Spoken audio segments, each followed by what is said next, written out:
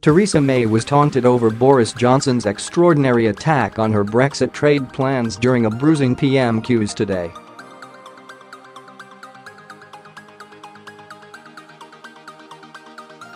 The Prime Minister faced catcalls from Labour MPs as Jeremy Corbyn accused her of overseeing a shambolic negotiation with the EU.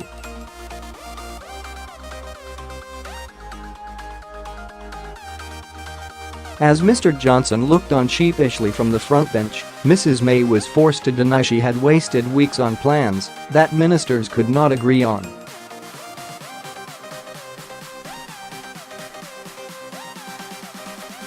But Mrs May hit back by pointing out that Labour is also deeply split on Brexit and vowed, "We will get the best deal for the UK."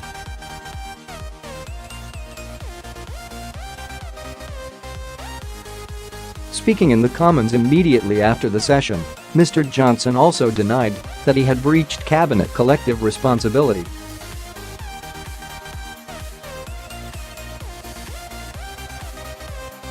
"I am completely in conformity with government policy on the matter, since that policy has yet to be decided," he said to laughter from the Labour benches.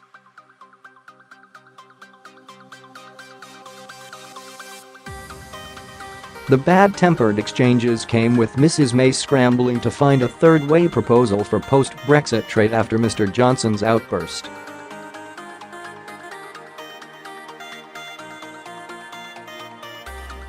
The Foreign Secretary effectively dared the PM to sack him yesterday by bringing the bitter cabinet's row crashing into the open, branding the proposal crazy.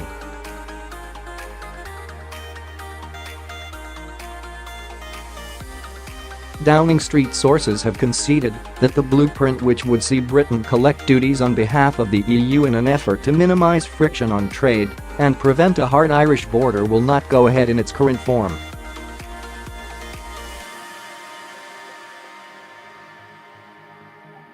Officials are looking at ways of overhauling the idea or coming up with a new option that can win over sceptical ministers.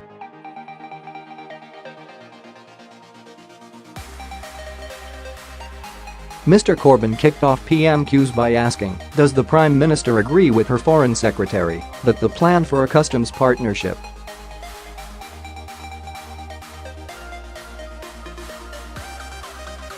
is in fact crazy? Mrs May dodged the question, insisting the government would ensure that we leave the customs union, that we can have an independent free trade policy, that we can maintain no hard border between Northern Ireland and Ireland, and we have as frictionless trade with the EU as possible.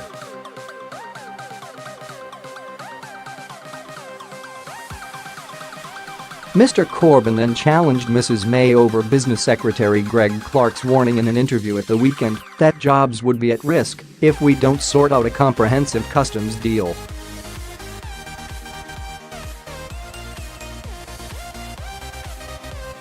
But the Premier retorted that Labour was letting Britain down by taking the EU's side in the negotiations.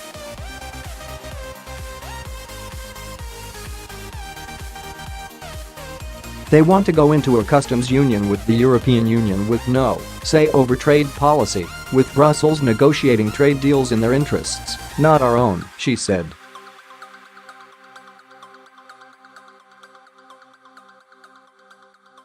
The Labour manifesto said it wanted to strike trade deals. Now they've gone back on that policy.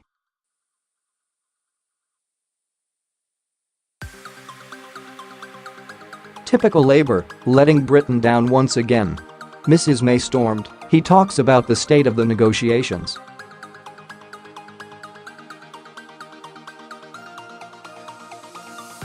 Before December he was saying the negotiations were not going to get anywhere. What did we get? A joint report agreed by the European Council.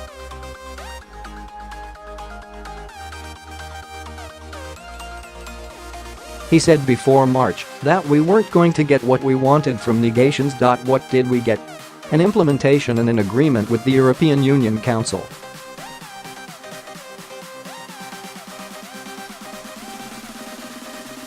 We are now in a negotiation for the best deal for the UK for when we leave the EU, and we will get the best deal for the UK for when we leave the EU.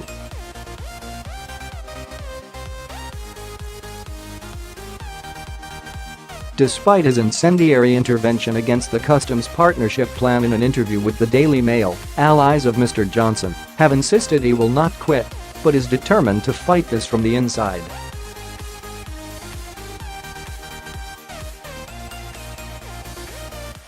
Amid mounting pressure on Mrs May to break the impasse, leading Tory Eurosceptic Jacob Rees-Mogg said Mr Johnson had hit the nail on the head and also suggested Britain would be much more aggressive in negotiations with Brussels if he was PM.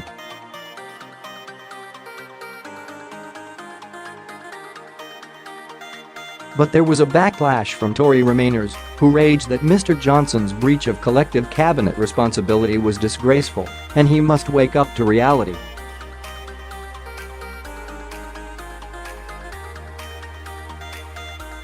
In a sign of the delicacy of her position, Mrs May avoided reprimanding Mr Johnson at an awkward cabinet meeting yesterday.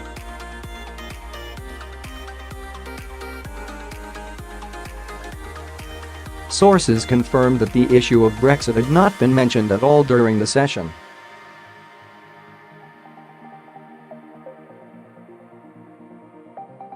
Asked whether Mrs May had urged ministers to carry out their discussions in private, the PM's spokesman said, "Not in cabinet, no."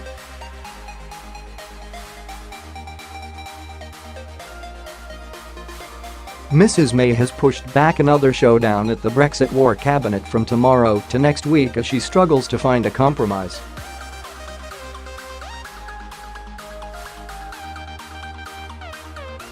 Under the partnership concept, officials would track shipments into the UK and collect tariffs for Brussels on goods ending up in the EU.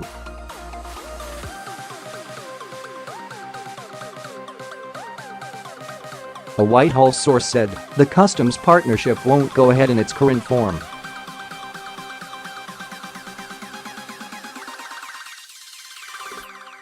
There's a recognition that we can't simply rebadge one of the proposals and hope to get it through.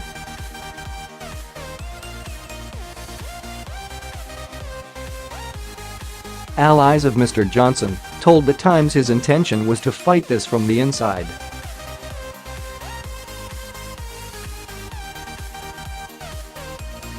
What are the options on the table for a customs deal with the EU? With time ticking away on the Brexit negotiations, the cabinet is still at daggers drawn on the shape for future trade relations with the EU.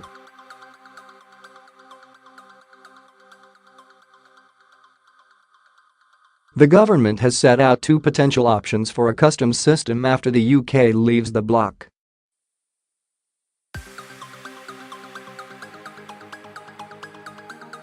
But despite a series of tense showdowns at Theresa May's Brexit war cabinet, ministers continued to be deadlocked over what to do.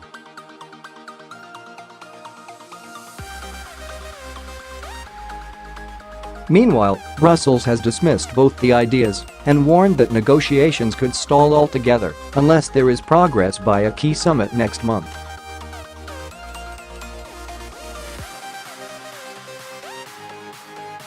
Under the so-called hybrid model, the UK would collect EU import tariffs on behalf of Brussels.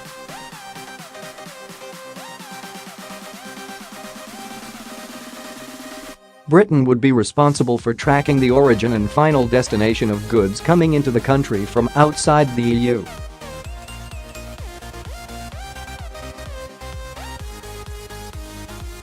The government would also have to ensure all products meet the bloc standards. Firms selling directly into the UK market would pay the tariff levels set by Brussels, but would then get a rebate if Britain's tariffs are lower.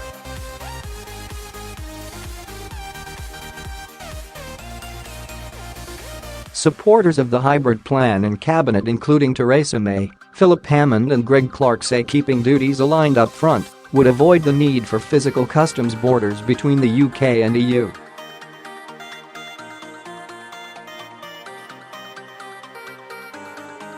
As a result, it could solve the thorny issue over creating a hard border between Northern Ireland and the Republic.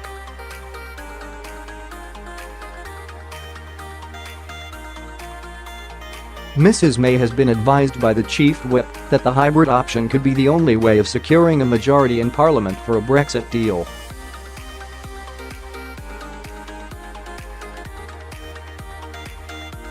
But Brexiteers regard the proposal as unworkable and cumbersome, and they were joined by Sajid Javid and Gavin Williamson in criticising it at a tense war cabinet meeting last week.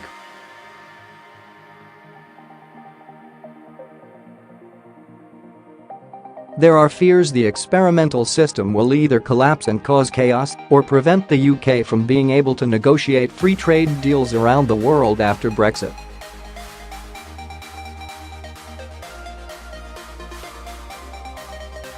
Mrs May has instructed officials to go away and revise the ideas. Eurosceptics are braced for her to bring back the plan with only cosmetic changes and try to peel off Mr Javid and Mr Williamson from the core group of Brexiteers.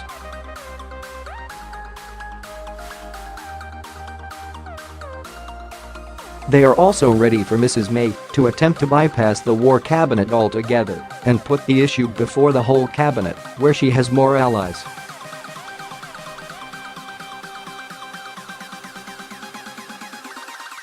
The Max Fac option accepts that there will be greater friction at Britain's borders with the EU.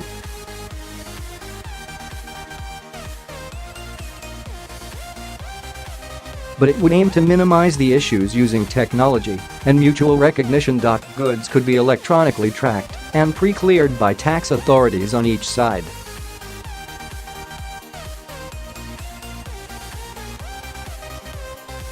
Shipping firms could also be given trusted trader status so they can move goods freely and only pay tariffs when they are delivered to the destination country.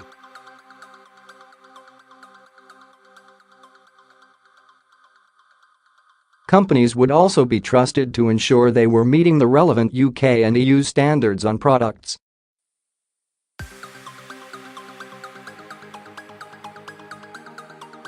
Senior ministers such as Boris Johnson, Michael Gove and Liam Fox believe this is the only workable option.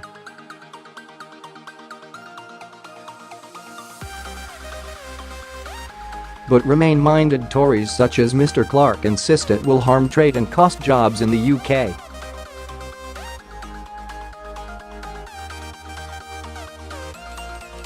They also warn that it will require more physical infrastructure on the Irish border, potentially breaching the Good Friday Agreement.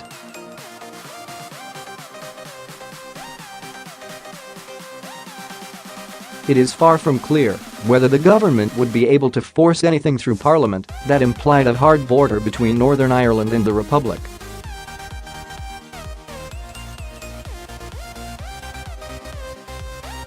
The EU has dismissed the idea that Max Fac could prevent checks on the Irish border as magical thinking.